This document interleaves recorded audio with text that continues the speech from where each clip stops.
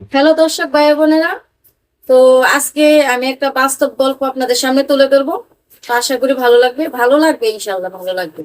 তো সেটা হয়েছে আমার বান্ধবী, একটা বাস্তব গল্প, একবারে বান্ধবী, আমার খুব কাছের বান্ধবী। তো একদম বাস্তব একটা গল্প, তার এই গল্পটা আমি বলতেছি, আপনারা শুনবেন মনোযোগ সহকারে, ভালো লাগবে। তো শুরু করলাম আমার সেই গল্পটা। তো আমার বান্ধবীর নাম হয়েছে রিয়া। প্রথমে তার নামটা বললাম। আমার বান্ধবীর নাম হয়েছে রিয়া। তো তারা 3 বোন ছিল, সেই বড়। তার মা ছিল, তার মা মারা যাওয়ার পরে তার বাবা আর একটা বিয়ে করছে। তো তার সৎ মা ঘরে আসছে, তো সৎ মারও তো কিরকম এটা আপনারা কম বেশ জানেন। তো তার বাড়ির পাশে, মানে কিছু দূরে আর কি, একটা ঘাট আছে। তো এখানে মানে মেয়েদেরকে নিয়ে অনেক কিছু ব্যবসা হয় আর কি, দৌলতদিয়া ঘাট বলে। তারপরে এখান থেকে একজন লোক গেছিল তার বাড়ির পাশে কিসের জন্য জানি দোকানে চাটা খাইতে নাকি খাইতে। তারপরে তার দেখা পছন্দ হয়েছে।